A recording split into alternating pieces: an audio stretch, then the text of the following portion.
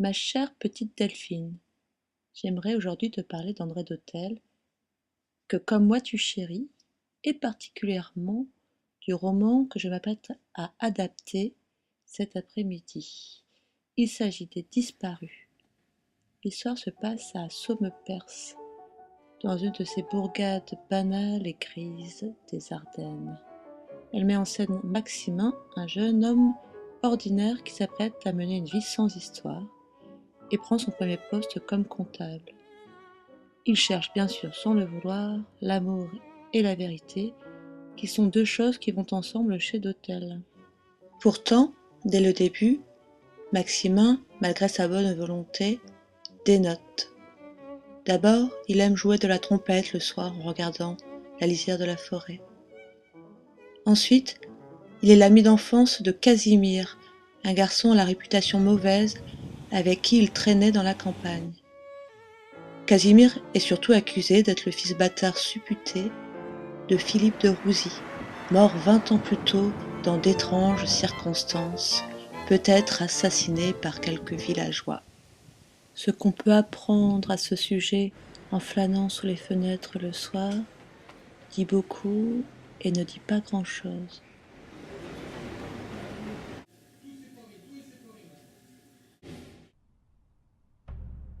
Philippe de Rouzy était le dernier descendant ruiné des châtelains du coin. Fier et solitaire, il s'enfonçait à cheval dans la forêt et passait son temps enfermé dans un petit pavillon de chasse.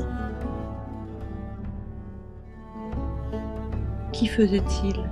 Qu'avait-il trouvé? On disait qu'il aimait les femmes, l'art et la beauté.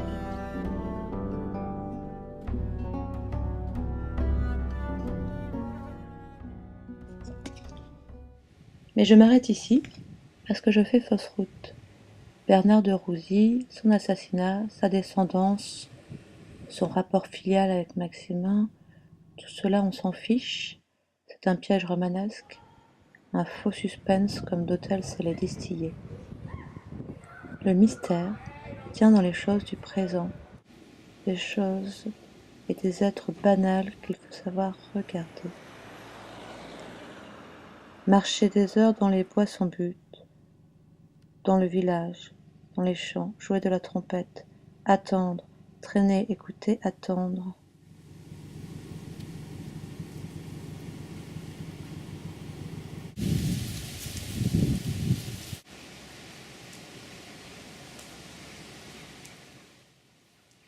Toi, Delphine, tu saurais bien traduire cela, toi qui sais voir du sens dans les faibles signes du réel.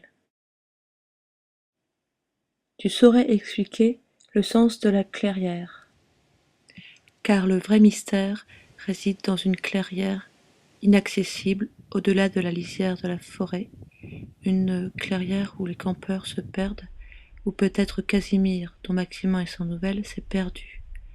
Les seuls promeneurs qui en sont revenus parlent d'un moment éblouissant, d'une beauté impossible qui rend fou. Et puis il y a Véronique, la sauvageonne mystique, qui a une réputation de gueuse et que Maximin défend contre tous. C'est avec elle qu'il se perdra dans la clairière et découvrira son amour pour elle. Et ils partiront, car ceux qui ont connu la beauté de la clairière et se sont abîmés dans la contemplation de la vérité et de l'amour, comme Véronique et Maximin, ne peuvent plus vivre comme avant.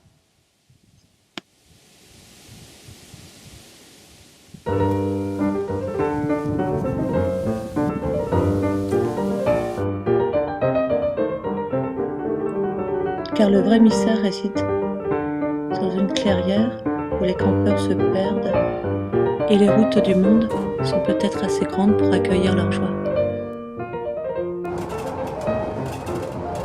Et me voici embarqué dans ce train de l'écriture.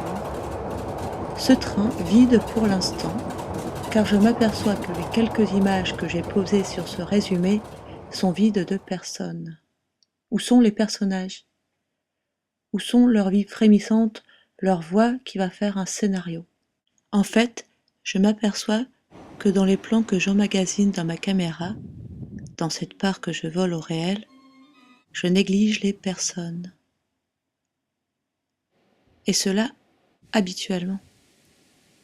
Je collectionne les paysages. Peut-être que, comme toi, j'attends une apparition. Dans mon cas aujourd'hui, ce serait celle de mes personnages. La voix de Maximin, son visage, celui de Véronique, de Bernard de Rouzy et de tous les autres personnages. Voilà le travail qu'il me reste à faire. Mais est-ce que je pourrais seulement le faire? Ou est-ce que je préférerais toujours les paysages pleins de promesses? Promesse sera mon dernier mot car je dois te quitter, ma petite Delphine. J'espère que tu ne me tiendras pas rigueur pour le retard de cette lettre et que tu m'en enverras une aussi vite. C'est quand même étrange cette correspondance qui nous fait mettre des images là où on a l'habitude de s'exprimer en mots. Et surtout des images, dans mon cas, pour un scénario. Qu'en penses-tu, toi qui as toujours une réponse aux grandes et aux petites questions? Je t'embrasse très très fort.